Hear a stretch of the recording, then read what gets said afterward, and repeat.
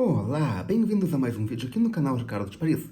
Eu sou o Ricardo e hoje temos mais um capítulo do livro Miguel Strogoff, de Júlio Verne. Mas primeiro, curta o vídeo. E se for a primeira vez aqui, inscreva-se e acione o sininho para receber as notificações. Já curtiu? Já se inscreveu? Já acionou o sininho? Então, vamos para o capítulo de hoje. Capítulo 15, Sempre a galope. Miguel Strogoff tivera razão em se ausentar precipitadamente depois daquele efetivo lance com sua mãe. Ivan Orgarev, para evitar que ele se escapasse de Omsk, mandara transmitir os seus sinais a todas as portas da cidade, a todos os feitores de posta. Mas, quando se tomavam essas providências, já Miguel Strogoff tinha transposto uma das muralhas. O seu cavalo corria a bom correr pela intensidade da estepe. Como não fora imediatamente perseguido, havia agora todas as probabilidades de que não chegassem a alcançá-lo. Eram 8 horas da tarde de 29 de julho, quando Miguel Strogoff saiu de Omsk. Esta cidade acha-se aproximadamente a meio caminho entre Moscou e Irkutsk. Para que Miguel Strogoff pudesse chegar a Irkutsk antes dos tártaros, era preciso que realizasse o resto de sua viagem no espaço de 10 dias. Evidentemente, aquele deplorável acaso que o tinha colocado em frente da sua mãe denunciava-lhe o incógnito. Ivan Ogarev já não podia ignorar que um correspondente imperial acabava de passar por Omsk em direção a Irkutsk. Deviam ser extraordinária importância os despachos que era portador esse correio. Miguel Strogoff sabia, pois, que se haviam de empregar todos os meios para se apoderarem dele. Mas o que Miguel Strogoff não sabia, o que não podia saber, é que Marfa Strogoff estava nas mãos de Ivan Ogarev, e que talvez fosse pagar com a vida o grito de maternidade que não conseguira reprimir em presença de seu filho. E bom era que seu filho ignorasse essa nova desgraça. Como teria ele ainda força para resistir a tão cruel provação? Miguel Strogoff incitava, pois, seu cavalo, comunicando-lhe a impaciência febril que o devorava, para ver se assim poderia chegar mais depressa à primeira estação de muda. O seu intento era comprar um veículo que lhe oferecesse melhores condições de rapidez. À meia-noite já levava 70 vertas percorridas quando chegou à estação de Kolikovo. Mas, como era de supor, não encontrou aqui nenhum meio de transporte. Os destacamentos dos tártaros que atravessavam a estrada iam roubando tudo o que havia, tanto nas aldeias como nas estações de posta. Miguel Strogoff apenas conseguiu com dificuldade que lhe cedessem algum alimento para ele e alguma ração para o cavalo. Convinha, por conseguinte, poupar este animal, uma vez que se não sabia ainda quando e como seria possível substituí-lo. Miguel Strogoff, desejando, pois, estabelecer uma grande barreira entre si e os soldados que Ivan Ogarev devia ter mandado em seu alcance, deliberou não afrouxar a marcha. Descansou, pois, apenas 1 hora, fim da qual se pôs de novo a galopar. Até aqui as circunstâncias atmosféricas tinham felizmente favorecido a viagem do correio do czar. A temperatura estava suportável.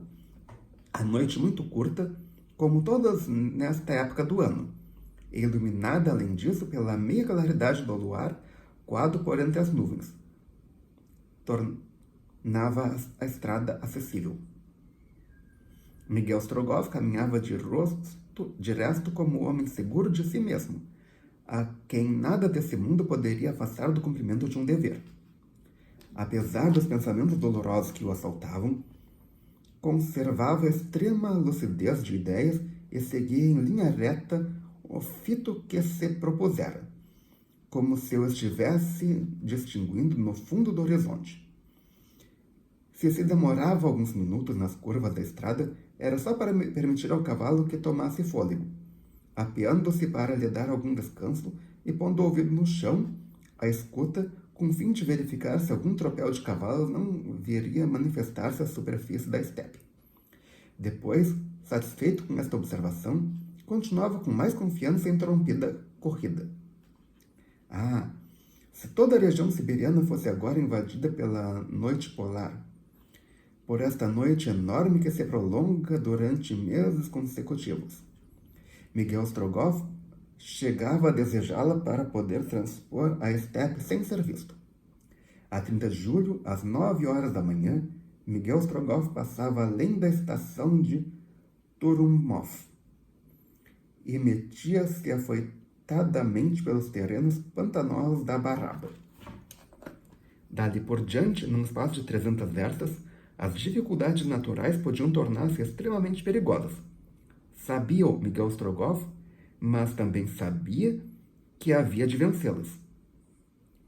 Estes vastos pântanos da Baraba, que se estendem de norte ao sul, entre o 60º e o 52º grau de latitude, servem de reservatório a todas as águas pluviais que não têm derivação para os rios Obi e Irtish. O solo desta enorme expressão é completamente argiloso e, por consequência, impermeável, de forma que as águas depositam-se nele, transformando-o numa região dificílima de percorrer durante o estio. É, contudo, por ali que se segue a estrada para Irkutsk, e é por entre estes meandros de pântanos, lagoas, charcos e pauís, onde o sol provoca e desenvolve terríveis e insalubres exaltações, que essa estrada se prolonga, para tormento e suplício dos viajantes que a seguem. Durante o inverno, quando o frio tem solidificado as águas e a neve condensando os miasmas, podem os trenós fácil e impunemente deslizar sobre a crosta endurecida da Baraba. Os caçadores aparecem então com assiduidade nestes sítios abundantes de caça à procura das martas, das zibelinas e dessas preciosas raposas cujas peles são tidas em tamanha estimação. Mas durante a estação calmosa, quando o nível das águas está muito elevado, o terreno aqui torna-se lodoso, pestilencial e até mesmo inacessível. Miguel Strogoff atirou com um cavalo por entre um campo turfoso inteiramente despido daquela relva meio rasa da estepe, que serve de única pastagem a todo o rebanho da Sibéria.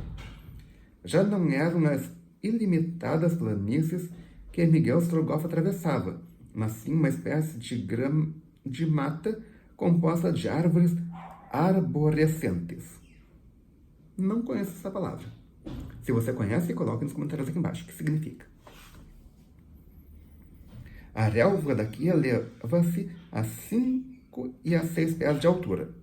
As plantas gramíneas desapareciam para darem lugar às plantas paludosas. Estas, auxiliadas pela umidade e pelo calor do verão, tomavam proporções extraordinárias. Eram principalmente os juncos simples e os juncos floridos que formavam uma rede inextricável, um emaranhado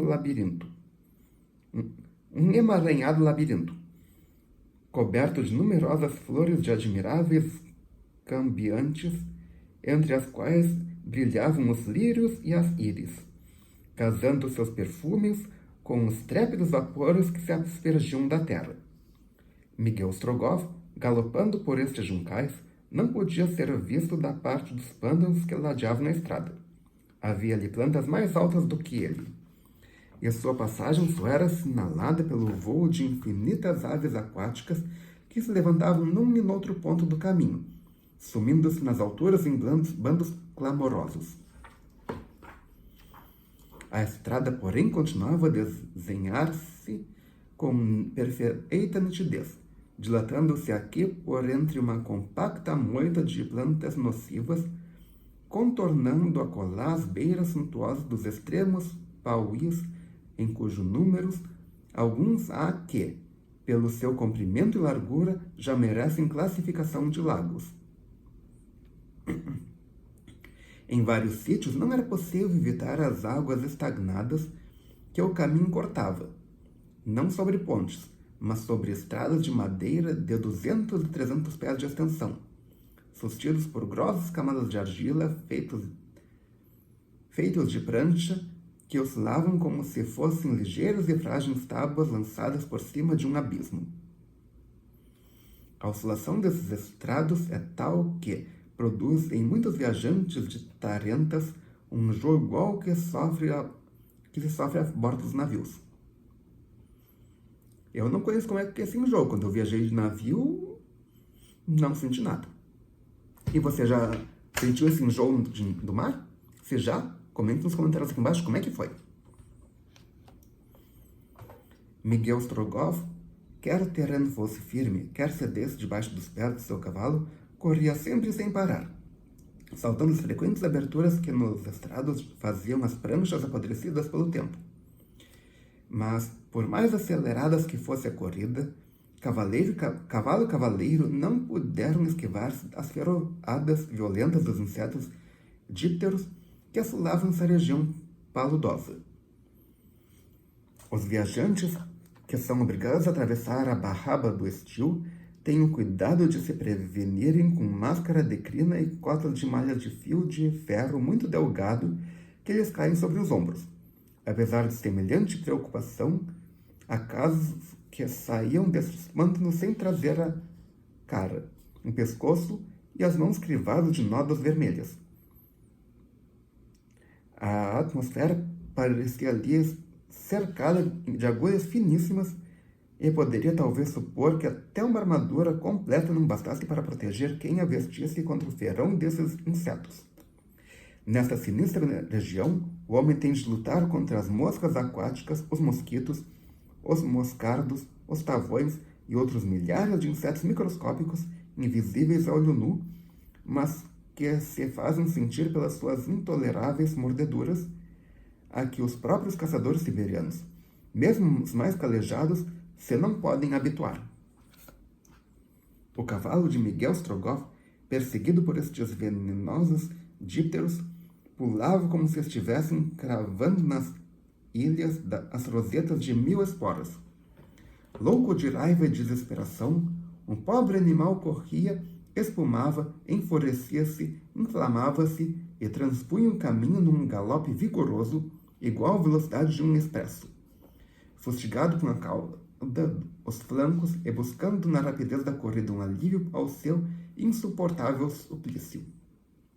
Só um cavaleiro da força de Miguel Strogoff poderia resistir a estes saltos violentos, a esses súbitos empuxões, sem ser cuspido da sela. Insensível às dores do corpo, como se estivesse debaixo da influência de uma anestesia permanente, vivendo unicamente pelo desejo imperioso de chegar ao termo da sua empresa, custasse o que custasse, Miguel Strogoff não podia ver senão uma coisa: a estrada ficando-lhe para trás neste galopar temedário.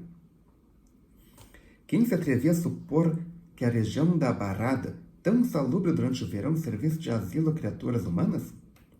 Pois servia.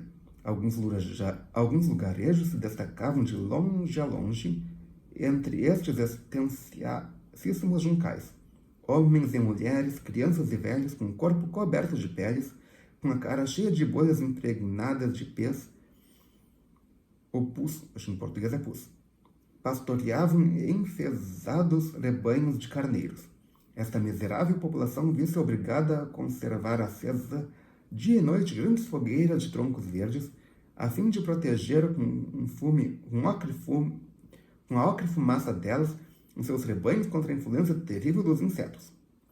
Quando Miguel Strogoff sentia que seu cavalo, extenuado de fadiga, estava a ponto de cair, parava numa dessas desgraçadas vivendas e ali, esquecendo seu próprio cansaço, era ele em pessoa que ia curar as picadas do pobre animal, esfregando-lhe com um unto quente, segundo a prática siberiana. Depois dava-lhe uma boa ração de forragem e só, quando o deixava bem conchegado, é que ia tratar de si, reparando as forças com um pedaço de pão, de carne e um pouco de kvass. Não sei o que é isso. Se você sabe o que é Kvass, Q-W-A-S-S, coloque nos comentários aqui embaixo. Passado uma hora, no máximo 2, Eilo que partia de novo a desfilada pelo caminho para Irkutsk. 90 verstas foram assim percorridas para lá de Turumov, e no dia 31 de julho, pelas 4 horas da tarde, Miguel Strogoff, insensível a toda espécie de fadiga, dava entrada em Elamsk. Ali foi preciso sacrificar a noite ao repouso do cavalo. O corajoso animal dificilmente poderia continuar por mais tempo a galopar. Em Elamsk, da mesma forma que as outras povoações escasseavam abundantemente os meios de transporte, o receio da invasão ia despovoando todos os lugares habitados. Elamsk, pequena cidade que ainda não fora atacada pelos tártaros, achava-se quase deserta em consequência de poder ser invadida pela parte do sul e dificilmente socorrida pela parte do norte. As estações de posta, as repartições públicas e a casa do governo estavam fechadas por ordem superior e tantos funcionários como os habitantes, em condições de emigrar, já se tinham retirado para Kamsk, povoação situada mesmo ao centro da Barraba. Miguel Strogoff resignou-se, pois, a ficar aquela noite em Elamsk, a fim de o seu cavalo ter algumas horas de descanso. Passaram-lhe então pela memória as recordações que lhe haviam sido feitas em Moscou, atravessar a Sibéria incógnito, chegar por todos os meios a Irkutsk, mas de maneira que o bom êxito da empresa não fosse sacrificado à rapidez da viagem. Era por isso que ele se mostrava tão cuidadoso como o seu cavalo. No dia seguinte, Miguel Strogoff saía de Elamsk justamente quando principava a aparecer os primeiros exploradores tártaros a 10 verstas de distância na estrada de Barraba. O correio do czar lançou-se de novo a galope. A estrada era plana, o que a tornava fácil, mas muito cheia de curvas, o que a tornava extensa. Sair dela para seguir em linha reta pela interminável rede de pântanos e juncais era impossível. No dia 1º de agosto, ao meio-dia, depois de andar mais de 120 verstas, Miguel Strogoff chegava ao lugar de Spokoi, e às 2 horas da tarde parava no lugar de Pokrovskoy.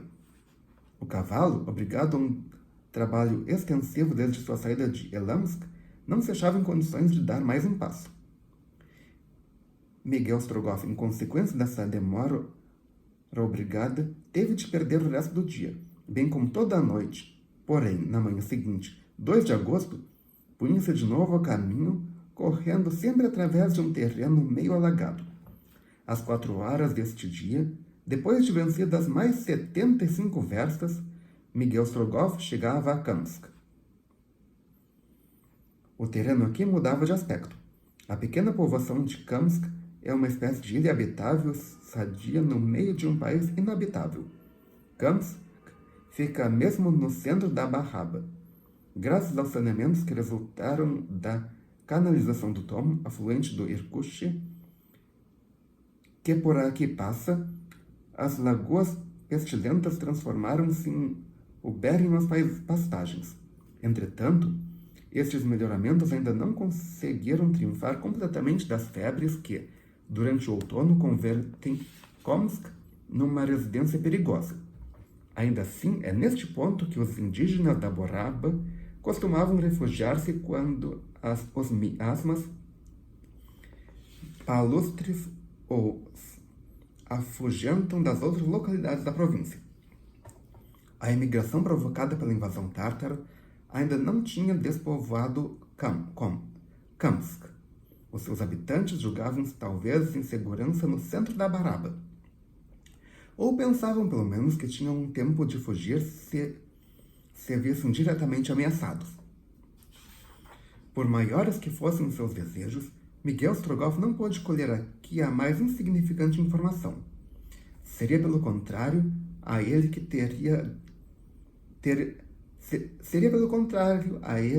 que se teria dirigido ao governador, se porventura suspeitasse qual era a verdadeira qualidade do suposto negociante de Irkutsk. De fato, Kamsk, pela sua própria situação, parecia estar fora do mundo siberiano e dos graves acontecimentos, mas se estava agora verificando. Dos graves acontecimentos que se estavam agora verificando. Miguel Strogoff também pouco se mostrou enquanto aí permaneceu. Passar despercebido já lhe não bastava. O seu desejo era tornar-se invisível. A experiência do passado obrigava-o a ser mais cauteloso no presente e no futuro. Por isso, não pensou em andar pelas ruas da povoação, nem mesmo em sair da pousada onde se alojara.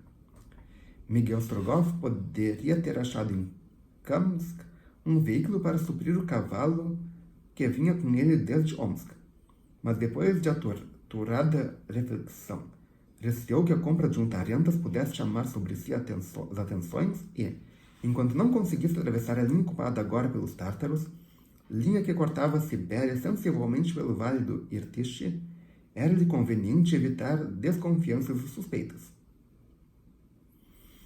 De resto, para realizar a difícil passagem dos terrenos paludosos da Baraba, para correr por entre aquele enxame de charcos de piuís, dado o caso de que algum perigo iminente o ameaçasse, para tomar dianteira dos destacamentos mandados em seu alcance, para se lançar, e se assim fosse preciso, nas mais espessas moitas dos juncais, um cavalo faria evidentemente muito melhor serviço do que um veículo qualquer.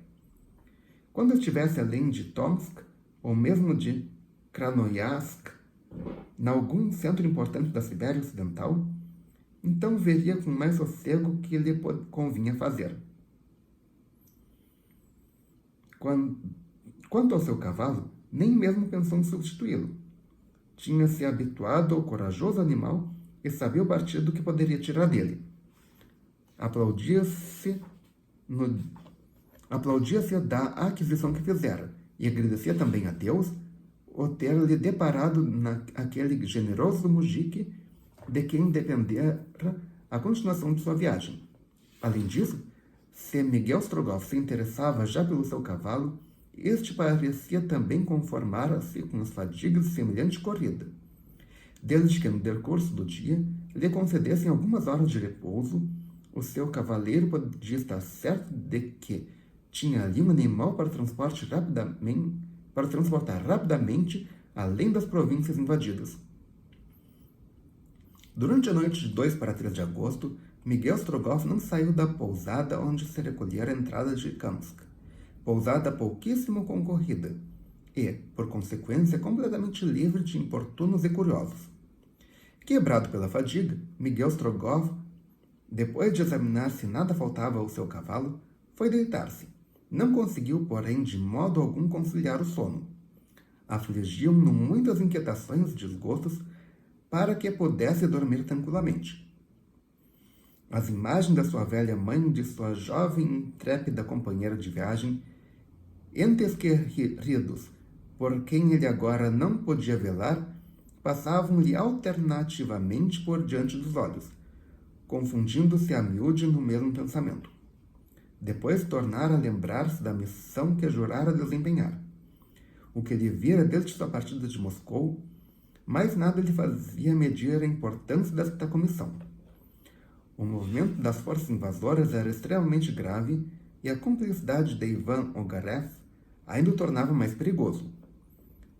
E quando os seus olhos se fixavam sobre o ofício selado com as armas imperiais, ofício que seguramente encerrava o remédio de tantos males e a salvação de tão vasto país devastado pela guerra, sentia-se como que um desejo impetuoso de se precipitar pelas estepes fora, de transpor de um só movimento a distância que o separava de Irkutsk, de ser águia para se elevar acima dos obstáculos, de ser rufão para correr com a velocidade de 100 vastas por hora, a fim de chegar instantaneamente à presença do grão-duque e dele dizer: Alteza, da parte de Sua Majestade o Czar. Na manhã seguinte, às 6 horas, Miguel Strogoff começou novamente a galopar, com a intenção de percorrer nesse dia as 80 verstas, que são 85 quilômetros, que separavam Kamsk do lugar de Irbinsk. Para lá de uma distância de 20 verstas, encontrou-se outra vez nos terrenos alagadiços da Baraba, que, por falta de escoadouros, se conservavam agora um pé debaixo d'água. A estrada dificilmente se conhecia, mas, graças à sua extrema prudência, Miguel Strogoff ia avançando por ela sem incidentes. Mal chegou a Irbinsk, Miguel Strogoff deixou que o cavalo descansasse toda a noite, porque tencionava no dia seguinte caminhar sem repouso as 100 varças que ficam entre Irbunsk e Ikulskoye. Partiu, pois, ao romper da manhã, mas neste ponto, infelizmente, o solo da Baraba cada vez se mostrava mais inacessível. De fato, entre Irbunsk e Kamakova, tinham algumas semanas antes caído abundantíssimas chuvas que ainda se conservavam nesta estreita depressão, como que depositadas num receptáculo impermeável. Chegava a não haver solução de continuidade em tão extensa aglomeração de charcos, pântanos, lagoas e lagos. Um desses lagos, bastante considerável para merecer a sua admissão na nomenclatura geográfica, o Chang, chinês pelo nome, teve de ser coestado com enormes dificuldades numa largura de mais de 20 verstas. Deste inesperável embaraço resultaram alguns estorvos, que Miguel Strogoff, por maior que fosse a sua impaciência, não pôde evitar. Viu-se igualmente nesta ocasião que bem tinha feito ele em não tomar veículo algum quando saiu de Kamsk, porque o seu cavalo passava agora por onde nenhum trem poderia ter passado. À noite, depois das 9 horas, Miguel Strogoff chegava a Irbulskoye, onde se decidiu a pernoitar. Este lugar, perdido nos confins da Baraba, não lhe pôde fornecer a respeito da guerra as menores informações. A sua própria posição tinham até agora protegido contra os horrores, porque estavam passando muitas outras povoações siberianas. Entretanto, as dificuldades naturais iam igualmente diminuindo, e se não surgisse algum novo incidente, Miguel Strogoff deveria no dia seguinte estar fora da Baraba. Depois, a estrada tornar-se-lhe-ia favorável, logo que estivesse vencida 120 verstas, que são 133 quilômetros, que ainda o separavam de Koliavan. Alcançada essa cidade, igual distância lhe ficaria ainda a percorrer para chegar a Tomsk. Era em Koliavan que Miguel Strogoff poderia efetivamente saber se Feofar Khan já estava em Tomsk, sendo muito provável, em caso afirmativo, que tornasse aquela cidade, para evitar quanto possível qualquer encontro com os tátaros. Mas se lugares tais como Iskoye, Ikulskoye e Targinsk, este último atravessado na manhã seguinte por Miguel Strogoff, se mostrava relativamente tranquilo em relação da sua posição na Baraba, que o protegia contra as manobras das colunas tártaras. Poder-se esperar a mesma tranquilidade nas férteis margens do Obi? Miguel Strogoff, livre por um lado de todos os obstáculos físicos, não poderia recear os obstáculos humanos? Era bem de supor que sim. Todavia, Miguel Strogoff estava bem decidido se a isso obrigassem a deixar a estrada de Irkutsk. Embora tivesse de continuar a viagem através das estepes, onde evidentemente os recursos lhe faltariam, efetivamente nas imensas planícies da estepe nem havia caminhos traçados, nem cidades, nem vilas, nem aldeias. Apenas alguns casais de espaço a espaço, ou simples choças de pobres caçadores. Hospitaleiros, de certo, mas onde a custo se poderia encontrar o necessário. Porém, Miguel Strogoff não teria hesitado ante a estepe com suas privações, do que a estrada com seus perigos. Enfim, pelas 3h30 da tarde, depois de ter atravessado a estação de Kargatsk, deixava de todo atrás de si as últimas expressões da Baraba, e debaixo dos pés de seu cavalo começava a ressoar o solo seco e duro do terreno siberiano. Fora 15 de julho que Miguel Strogoff saía de Moscou, estando-se a 5 de agosto, incluindo umas 70 versas perdidas na cabana do Mujik. A sua viagem contava, pois, 21 dias já percorridos. E, contudo, 1.500 versas separavam ainda de Irkutsk o correio do czar. E por hoje é só. Se você gostou, clique em curtir. Adicione esse vídeo aos seus favoritos, compartilhe com seus amigos, traga pelo menos um inscrito no canal. Ok? Obrigado pela presença. Obrigado pela audiência. Até amanhã com mais um vídeo e Feliz Natal!